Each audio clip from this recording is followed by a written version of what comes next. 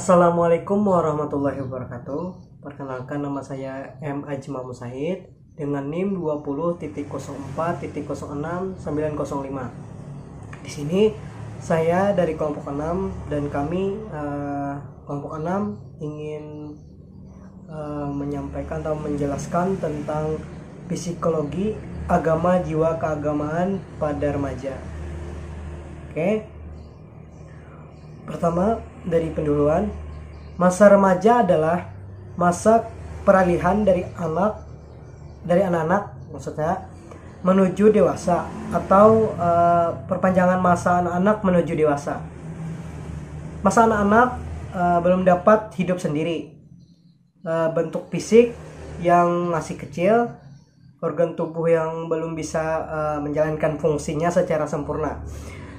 Kecerdasan, emosi, dan hubungan sosial belum selesai pertumbuhannya. Hidup selalu tergantung pada orang yang dewasa. Nah, masa dewasa dengan kesempurnaan pertumbuhan jasmani, berjalannya fungsi dengan baik, dan orang dewasa kebanyakannya ikut aktif dalam kegiatan masyarakat. Masa remaja jika dilihat dari tubuh, seakan orang dewasa dan seluruh organ berfungsi dengan baik, tetapi dari emosi dan sosial masih memerlukan waktu untuk berkembang, untuk menjadi dewasa dan matang. Begitu pula kecerdasannya. Remaja ingin berdiri sendiri, yakni tidak tergantung orang lain, tetapi belum mampu bertanggung jawab dalam urusan ekonomi dan sosial. Karenanya segala persoalan dalam masalah yang terjadi pada remaja sangat berkaitan dengan usia yang dilalui dan tidak bisa dilepaskan dari pengaruh lingkungan. Maka agama menjadi faktor terpenting yang berperan menjadi penentu kehidupan remaja. Tetapi dunia modern menjadikan pengaruh agama terutama kepada orang yang sedang mengalami keguncangan jiwa tidak disadari, sehingga terjadi ketimpangan sosial seperti kenakalan remaja dan kehidupan seks bebas. Bismillahirrahmanirrahim. Karakteristik masa remaja. Masa remaja ada yang membagi menjadi 4 fase, 3 fase, dan 2 fase. 4 fase dirincikan sebagai berikut. Masa puber 13 sampai dengan 16 tahun. Yang kedua, masa remaja awal 16 sampai 18 tahun. Masa remaja akhir 18 sampai 20 tahun, dan masa adolescence 21 tahun. 3 fase dirincikan sebagai berikut. Puber itu 13 sampai 16 tahun, remaja awal 16 sampai 18 tahun, remaja akhir 18 sampai 21 tahun. 2 fase dirincikan sebagai berikut. Masa remaja awal 13 sampai dengan 17 tahun, masa remaja akhir 18 sampai dengan 21 tahun. Berikut uraian 3 fase pra remaja atau puber 13 sampai 16 tahun. Masa goncangan karena pertumbuhan cepat di segala bidang sehingga mengalami kesukaran yang mengakibatkan kehilangan rasa percaya diri. Sifat negatif puber perempuan yaitu mudah gelisah dan bingung, kurang suka bekerja atau suka bermalas-malasan, mudah jengkel dan marah, pemurung dan kurang bergembira, perasaan mudah berubah-ubah, kadang senang, kadang sedih.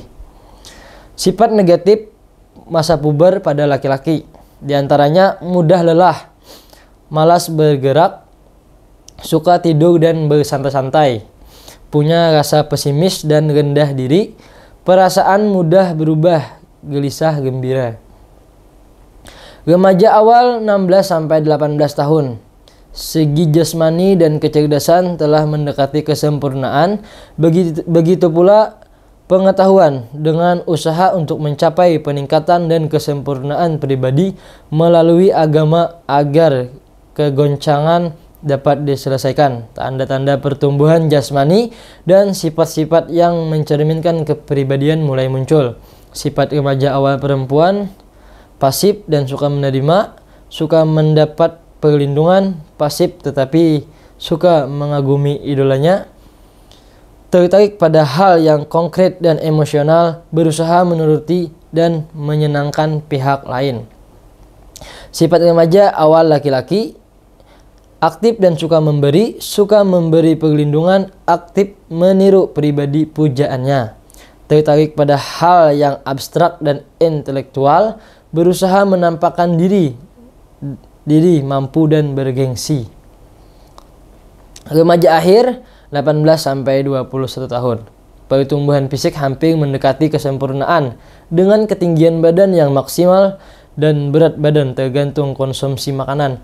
Fungsi anggota badan yang baik dan psikologis mulai stabil sehingga hanya perlu memperhatikan perkembangan dan penggunaannya.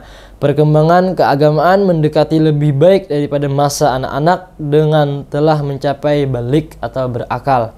Ciri-cirinya yaitu mulai menemukan identitas kepribadiannya, mampu menemukan cita-cita hidupnya yang lebih realistis, mampu menemukan garis atau jalan hidupnya, mulai dapat memikul tanggung jawabnya, mampu menghimpun norma-norma sendiri, dapat menentukan jalan hidupnya. Faktor yang mempengaruhi perkembangan sikap keagamaan pada para remaja. Yang pertama, ada pendidikan informal, formal, dan non-formal. Pendidikan informal adalah pendidikan dari keluarga. Kemudian, pendidikan formal, sebagaimana yang kita telah ketahui, ada SD, SMP, SMA. Kemudian ada MI, MTS, MA. Kemudian pendidikan non-formal seperti pesantren, majelis, maupun tempat menuntut ilmu lainnya. Kemudian, pertumbuhan pikiran dan mental. Pada masa remaja, sebagaimana yang telah dijelaskan sebelumnya, bahwa perkembangan mental menuju ke arah yang lebih baik, sehingga hal itu mempengaruhi perkembangan sikap keagamaan mereka pula. Kemudian, perkembangan perasaan dengan mengalami berbagai perasaan dengan terguncangnya mental misalnya. Hal itu juga mempengaruhi perkembangan sikap keagamaan. Kemudian pertimbangan sosial ketika mereka memikirkan diri mereka sendiri dengan masyarakat sekitarnya. Kemudian perkembangan moral, bagaimana adab, perilaku, tingkah laku mereka, itu juga menjadi pengaruh dari perkembangan sikap keagamaan. Kemudian sikap dan minat, perilaku mereka atau hal-hal yang mereka sukai. Hal itu juga termasuk faktor yang mempengaruhi perkembangan sikap keagamaan. Dan yang terakhir adalah ibadah. Seberapa seringnya ibadah atau seberapa baik kualitas ibadah itu sendiri, itu juga mempengaruhi perkembangan sikap keagamaan. Lanjut, sikap beragama masa remaja. Ada yang percaya ikut-ikutan. Wah, ini percaya seperti ini, ikut. Iya. Kemudian ada juga yang percaya dengan kesadaran sendiri, bahwa dirinya sendiri telah menyadari dengan keyakinan penuh bahwa ini adalah agama yang sesuai, maka dia percaya dengan kesadarannya sendiri. Kemudian kebimbangan beragama, dia masih bingung dengan agamanya sendiri, atau bahkan tidak percaya sama sekali. Kemudian, bagaimana pembinaan kepribadian remaja?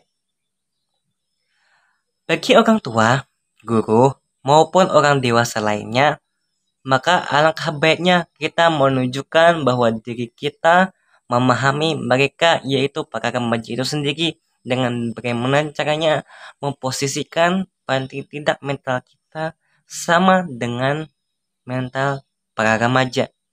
Kemudian konsultasi adalah hal untuk memperbolehkan para remaja berbicara dengan membicarakan apa yang mereka rasakan tanpa harus ditanggapi dengan yang buruk, setidaknya didengarkan, karena kita harus juga menyadari bahwa remaja itu adalah manusia juga. Kemudian, orang tua memberi bekal keterampilan untuk mengurus diri sendiri.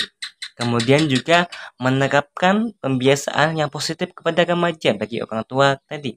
Dan juga mengajarkan anak untuk bertanggung jawab atas pilihannya sendiri. Jadi apapun pilihan anaknya itu, biarkan saja mereka memilih apa yang mereka inginkan, tapi mereka harus diajari untuk bertanggung jawab dengan pilihan tersebut.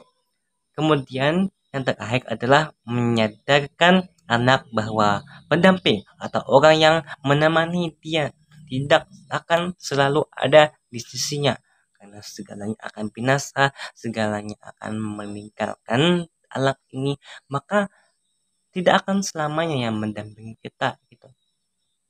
Jadi mereka harus juga belajar untuk berdiri sendiri, mandiri, maupun hal-hal yang lain. Demikianlah saya sampaikan.